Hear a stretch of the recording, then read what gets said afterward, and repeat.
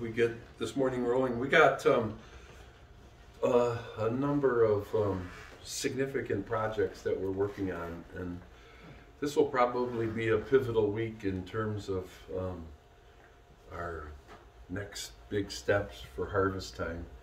And I'm not going to talk about a lot of the details because they're not finalized, but I just ask for your prayers this week for our church, that we follow God's leading and prompting, and that God opens the doors He wants open and closes the doors He wants closed, and blesses where He feels appropriate, and leads us and guides us and directs us in the path that He wants, not the path that we want. So it was great, the worship this morning.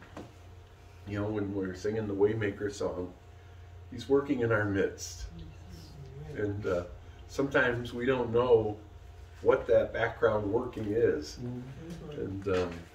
But it's interesting to know that He's working in our midst. And so I would ask you all for some serious prayer this week. As most of you probably know, my mom passed away, and her memorial service was yesterday. And actually, today would be her. Today is her birthday, March 27th. She would have been 86 years old today. So, you know, family came from all over the country. My sister is from California, and my son's in Chicago, and my other son, he had a skiing accident. My son Nicholas, he lives in Colorado, and we just have. And then my brother's children live in California as well, Los Angeles area. And so we have family all over the place, and it was good to see a family that we hadn't seen in a number of years.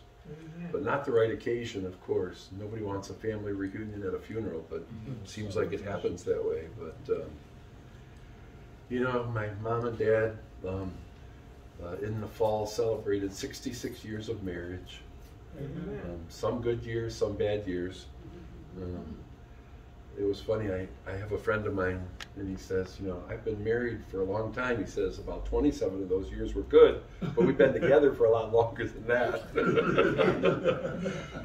I don't know how many of those years would be categorized as good, but 66 years is a long time. My dad is still alive. He's 88 years old. My parents just bought new vehicles for both of them in December. I think December, my brother said. You know, they expected, they both drove, they both were mentally sharp, physically, you know, able to still live independently and do whatever they wanted. And my mom had an accident. She fell and got a massive brain bleed, and we didn't see that coming. Actually, about 4 days before her accident, Sue and I stopped and talked to my mom and dad about our wedding plans. And so we saw her just before she passed, and then we went through that whole process of, you know, she was rushed to the hospital, and on the way to the hospital, she went into cardiac arrest a couple times, and by the time they got her to the hospital, her brain, the brain bleed from her fall flooded her brain, and there just was no hope. So the next day, my dad decided to remove the life support, and I told a few of you this story, but the doctor said once the life support's removed, he said just be prepared, it's going to be a little rough, and she'll fade within a few minutes, maybe a half hour to an hour. And my mom, she's such a tough bird. She's always been tough. I mean, to raise kids like me and my siblings and put up with a guy like my dad.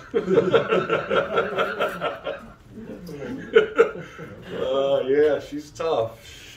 She kicked it for over 14 hours after they removed her from life support. And my dad wouldn't leave her side, so the doctor lied to us. He said she'd fade in minutes, and you know, they removed the life support at 3 in the afternoon, and she didn't pass until 5 something the next morning.